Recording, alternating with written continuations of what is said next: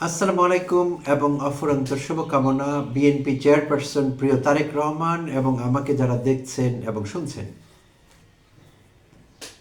তারেক রহমান, আমি আপনার উদ্দেশ্যে এই কথাগুলো বলবো। গত শনিবার 17ই জানুয়ারি মায়ের ডাক এবং আমরা বিএনপি পরিবার যৌথভাবে আয়োজন করেছিল একটি মত বিনিময় সভা বাংলাদেশ চীন মৈত্রী সমিতি কেন্দ্রে, মৈত্রী সম্মেলন কেন্দ্রে। সেখানে আপনি শেখ হাসিনা আমলে, আওয়ামী লীগ আমলে যারা গুম খুনের শিকার হয়েছিলেন সেই সব ভিকটিমদের পরিবারের সদস্যদের সঙ্গে আপনি মত বিনিময় করছিলেন সেই সভায়। তো সেটি এখনও আলোচনায় আছে, এখনও প্রাসঙ্গিক। নানাভাবে আপনার সেই সভায় আপনার বক্তব্য বিশ্লেষিত হচ্ছে, অনেকেই বিশ্লেষণ করেছেন, আমিও এটি নিয়ে কন্টেন্ট বানিয়েছি। আরও কিছু বিষয় আপনি সেখানে বলেছেন, আপনার মতামত আপনি যখন জানিয়েছেন, তো সেই বিষয়গুলো নিয়ে বিশ্লেষণ করব এই এপিসোডে। আর সেই বিষয়গুলো আমার কাছে খুবই গুরুত্বপূর্ণ মনে হয়েছে। প্রিয় দর্শক শ্রোতা, আশা করছি আপনারাও সঙ্গে থাকবেন, কমেন্টে জানাবেন আপনারা কি ভাবছেন এই বিষয়গুলোতে। তো প্রিয় তারেক রহমান, আপনি সেখানে অনেক কথার মধ্যে গুম খুনের শিকার ব্যক্তিদের পরিবারের সদস্যদের সঙ্গে যেভাবে সিম্পেথাইজ করেছেন, এমপেথাইজ করেছেন, এটি অনেকেরই হৃদয় ছুঁয়ে গেছে এবং আমি কেঁদেছি। আপনার আবেগ দেখে আপনি কাঁদছিলেন এক পর্যায়ে, সেই ভিকটিমদের পরিবারের সদস্যদের কান্না তো আপনাকে কাঁদতে বাধ্য করেছে এবং আমিও কেঁদেছি। বাট আজ যে বিষয়গুলো নিয়ে কথা বলবো সেখানে আপনার সমালোচনা থাকবে, আমি ক্রিটিক্যাল হব। এখানে আপনার কিছু বক্তব্য নিয়ে বিশ্লেষণ এবং ব্যবচ্ছেদ দরকার আসলে।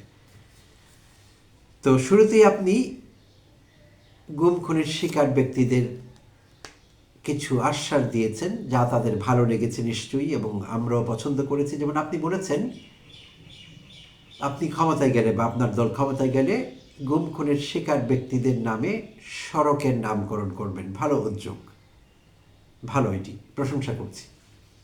আপনি বলেছেন আগামী দিনের যে কাঙ্ক্ষিত গণতান্ত্রিক সরকার আসবে, সেই সরকার এদের কখনো ভুলে যাবে না এবং সেই সরকারের দায় আছে গুম খুনের শিকার ব্যক্তিদের প্রতি এবং তাদের পরিবারের সদস্যদের প্রতি। চমৎকার। তো আপনার দল যাক আর যেই দলই যাক, এই দাবি কিন্তু আমাদের থাকবে, আমরা যাতে তাদের ভুলে না যাই। এই পর্যন্ত সবই ঠিক বলেছেন, চমৎকার। আপনার নিজের দল সম্পর্কে আপনি বলেছেন, যে দলের কর্মীরা অন্যায় অত্যাচারের বিরুদ্ধে আপোষহীন ভূমিকা রাখতে পারে, সেই দলের বিরুদ্ধে ষড়যন্ত্র কিংবা অপপ্রচার চালিয়ে দমন করা যাবে না।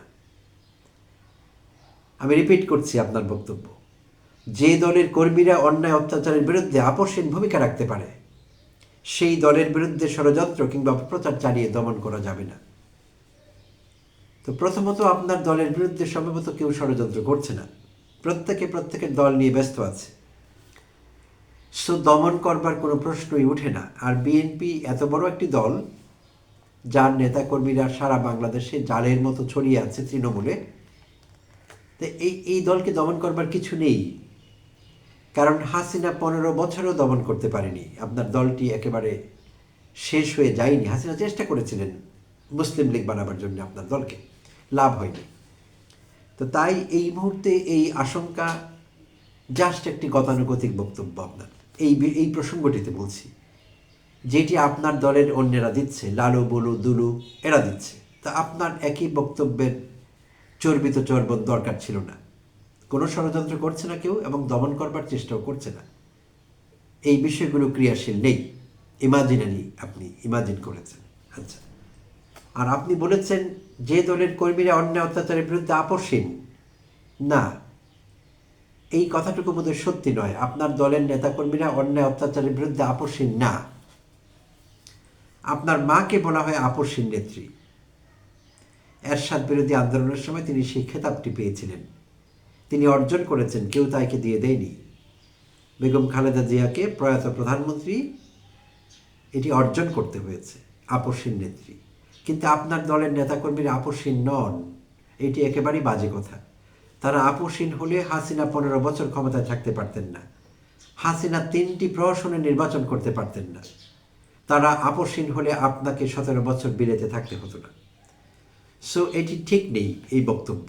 হ্যাঁ, আপনার এই কথায় তারা উজ্জীবিত হতে পারেন, সেদিক থেকে ঠিক আছে, বাট এইটি সত্যের অপলাপ। আপনার দলের নেতাকর্মীরা কেউ আপসহীন না। বাজে কথা এটি একেবারে। আচ্ছা, তো আপনি হয়তো জিজ্ঞেস করতে পারেন যে আপসহীন না হলে টিকে থাকলো কি করে দলটি? হাসিনার এত অত্যাচার নির্যাতনের পরও টিকে কি করে থাকলো? এইটি আসলে চিন্তার বিষয় এবং গবেষণার বিষয়, আর সম্ভবত আল্লাহর সরাসরি রহমত, আর কিছু না। নেতাকর্মীদের উৎসাহ উদ্দীপনায়, তাদের কর্মতৎপরতায়, তাদের অ্যাক্টিভিজমের কারণে আপনার দল টিকে গেছে এরকম না। তারা কিছুই করতে পারেনি, আসলে কিছু করবার চেষ্টাও করেনি। হ্যাঁ, আপনার কর্মীরা বরাবরই সারা বাংলাদেশেই তারা ছিলেন, আছেন, এবং আমি যেহেতু এই সমাজেরই মানুষ, তাদের সঙ্গে উঠা বসা করি। সো তারা সবসময় আপনার দলের নাম নিয়েছে, বিএনপির নাম নিয়েছে। তারা সামনে আসতে পারেনি, হাসিনা তাদের সামনে আসতে দেয়নি। তাদের পালিয়ে থাকতে হয়েছে। লক্ষ লক্ষ বিএনপি নেতাকর্মীকে অনেকে বাড়িতেই থাকতে পারেননি। তো আমি বিশেষভাবে নেতৃস্থানীয়ের কথা বলছি। যারা নেতৃস্থানীয় ছিলেন তারা তেমন কিছুই করতে পারেননি দলকে বাঁচাবার জন্যে, কিংবা হাসিনার শাসনের অবসান ঘটাবার জন্য কার্যকর কোনো ব্যবস্থা তারা কখনো করতে পারেননি। রেকর্ড নেই এরকম। আচ্ছা, এইবার আসি, শেষে বলছি, বাট আসলে সেইটি সবচেয়ে গুরুত্বপূর্ণ, এবং ওই বক্তব্যের ওই অংশটুকুর জন্য আমি আজকে এই এপিসোড বানাচ্ছি। আপনি একটি মন্তব্য করেছেন, কৌশলের নামে গুপ্ত কিংবা সুপ্ত বেশ ধারণ করেনি বিএনপি। কৌশলের নামে গুপ্ত কিংবা সুপ্ত বেশ ধারণ করেনি বিএনপি। তো গুপ্ত এবং সুপ্ত এই দুটো শব্দ অনেকদিন ধরে শুনছি, আলোচনায় আছে। তো মূলত এই শব্দগুলো দিয়ে ছাত্র শিবিরকে আক্রমণ করা হচ্ছে। আপনার দলের নেতারা অনেক দিন ধরে আক্রমণ করছেন, আগেও করেছেন, অনেকবার করেছেন তারা এই আক্রমণ। তো তারা অনেক কিছুই করেন। আপনার দলের নেতারা, তাদের কথাবার্তায় ভারসাম্য নেই। অনেকে বয়সের কারণে ভারসাম্যহীন, অনেকে চিন্তা চেতনার দিক থেকে ভারসাম্যহীন। তাদের নিয়ে অনেকে কন্টেন্ট বানিয়েছি, অনেকে এপিসোড করেছি। আর তাদের বেশি কথায়, তাদের অতি কথনে এই দেশের মানুষ অতিষ্ঠ হয়ে উঠেছিলেন। জুলাই অভ্যুত্থান পরবর্তী সময়ের কথা বলছি। সময় মতো কাজের কাজ কিচ্ছু করতে পারেনি, কিন্তু জুলাই অভ্যুত্থান পরবর্তী সময়ে যখন তাদেরকে বের করে আনা হলো খাঁচা থেকে, এরা খাঁচাবন্দি কিংবা আন্ডারগ্রাউন্ড ছিলেন আপনার দলের নেতারা। তো জুলাই কর্মীরা, জুলাই যোদ্ধারা যখন এদেরকে খাঁচা থেকে বের করে আনলেন, এবং এরা কিন্তু বেশিরভাগই জুলাই যোদ্ধারা আপনার দলের লোক না। আমি বলছি না বিএনপির কেউ সেখানে ছিলেন না, ছাত্র দল, যুব দলের কেউ ছিলেন না, ছিলেন একদম পেছনের সারিতে। সিনেমায় বা থিয়েটারে, অর্থাৎ প্রেক্ষাগৃহে দর্শকদের বসবার একটি জায়গা আছে, ওটাকে বলে রিয়ার স্টল। কম টাকায় সেই জায়গাটি পাওয়া যায়, একদম সামনের দিকে বসতে হয় স্ক্রিন ঘেঁষে। তো এরা ছিলেন রিয়ার স্টলে। আপনার দলের নেতাকর্মী যে কজনই জুলাই যুদ্ধে অংশগ্রহণ করেছেন বলে আস্ফালন করছেন এখন, তারা সবাই সেই রিয়ার স্টলের লোক। আর সামনে বুক পেতে দিয়েছে অন্যেরা। তাদের বেশিরভাগ এখন এনসিপিতে, অন্যান্য প্ল্যাটফর্মে তারা ছড়িয়ে ছিটিয়ে আছে। আমি কিন্তু বলছি না আপনার দলের কেউ ছিল না, ছিল। তারা, অন্য মানুষ যদি থাকেন কোটি, আপনার দলের ছিল গুটি, অর্থাৎ কোটির মধ্যে গুটি। তাও সেই গুটি আবার ছিল রিয়ার স্টলে, সামনে না। কিন্তু আপনি কি দেখাতে পারবেন একজনও আপনার দলের ছাত্রদল, যুবদল, কেউ একজন তার নাম করতে পারবেন যে তাকে সম্মুখ যুদ্ধে দেখা গেছে, সম্মুখ সারিতে দেখা গিয়েছে, তাকে জুলাইয়ের মুখ বলা যায়? তাকে ডিবি অফিসে নির্যাতিত হতে হয়েছিল, তার গায়ে দাগ পড়ে গেছে পুলিশের মার খেয়ে। দেখেছেন? জানেন এরকম কারো খবর আপনার দলের? জানেন না? আচ্ছা, তো জুলাই যুদ্ধ মূলত অন্যেরা করেছে, তাদেরই বেশি অবদান, সেই স্বীকৃতি দিতে হবে আপনাদের। এটাই বাস্তবতা, এবং এইটি ইতিহাসের অংশ। তো যেটি বলছিলেন আপনি, যে গুপ্ত সুপ্ত ছাত্র শিবিরকে টার্গেট করে কথা বলা হয়, আপনার দলের নেতারা বলেছেন, আপনি বললেন সর্বশেষ।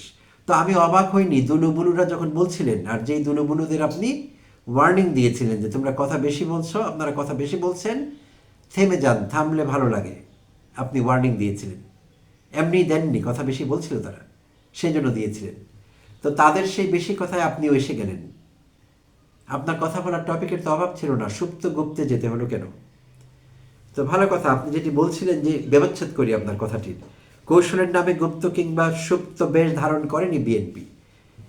বিএনপির লোকের মাথায় এই বুদ্ধি ছিল না, কি করে ধারণ করবে মিস্টার তারেক রহমান? গুপ্ত সুপ্ত বেশ ধারণ করবার জন্য বুদ্ধি লাগে, বুদ্ধিবৃত্তিক একটি বিষয় আছে, সেই দিকটি তো মিসিং ছিল আপনার দলের নেতাকর্মীদের মধ্যে। তো যাদের আপনি বলছেন তারা গুপ্ত সুপ্ত হয়ে টিকেছিল, হ্যাঁ, এটি তো তাদের স্ট্র্যাটেজির অংশ,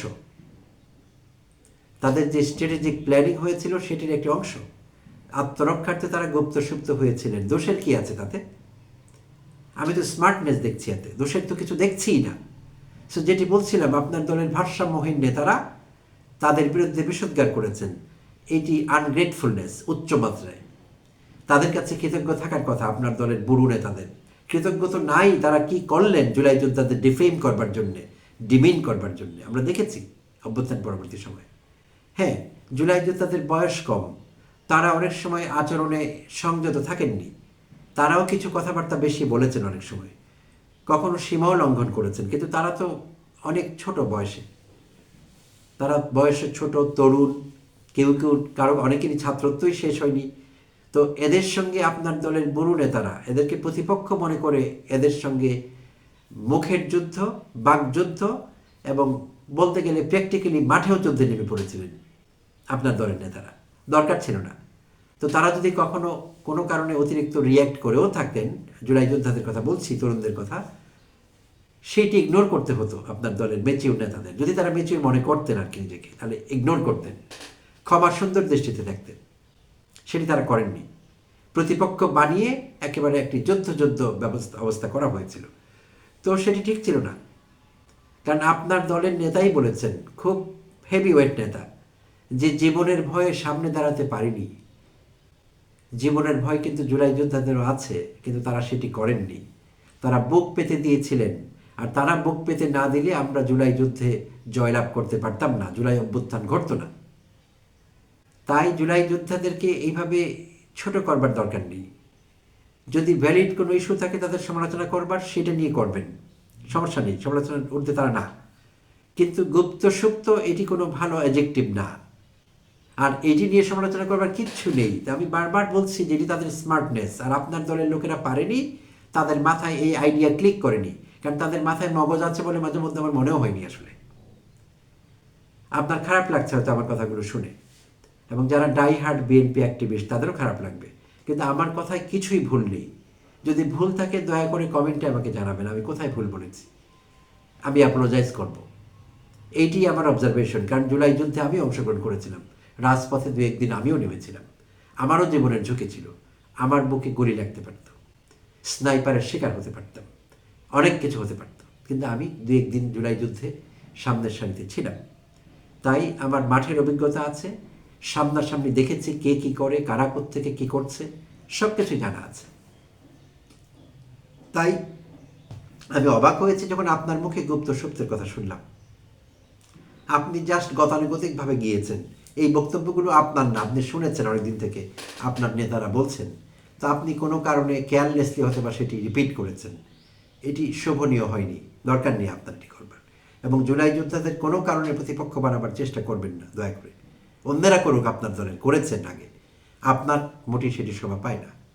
আপনাকে করতে হবে রিকনসিলিয়েশনের রাজনীতি, যেটি আপনি বুঝেন। কিন্তু এইটি আমি মনে করি স্লিপ অফ টাং, অন্তত জুলাই যোদ্ধাদের এই দিকটি নিয়ে আপনার কথা বলা উচিত হয়নি। গুপ্ত সুপ্ত বিষয়টি মোটেই নেগেটিভ কিছু না, অত্যন্ত পজিটিভ এবং ইন্টেলেকচুয়াল একটি মুভ তাদের পক্ষ থেকে। আর আরেকটি কথা, জুলাই অভ্যুত্থান পরবর্তী সময়ে আওয়ামী বাকশালীরা, হাসিনা গং বয়ান দিচ্ছে যে এটি মেটিকিউলাস ডিজাইন, আর আমাদের অধ্যাপক ইউনুস ভুল করে, সেটিও তার পক্ষে স্লিপ অফ টাং ছিল বলে মনে করি। তিনিও বিদেশের মাটিতে বলেছিলেন মেটিকিউলাস ডিজাইনের অংশ জুলাই অভ্যুত্থান, এটি বাজে কথা একেবারে। তিনি মুখ ফসকে একটি বাজে কথা বলে ফেলেছেন। নর্মালি তিনি বাজে কথা কম বলেন, কারণ এটি একটি বাজে কথা।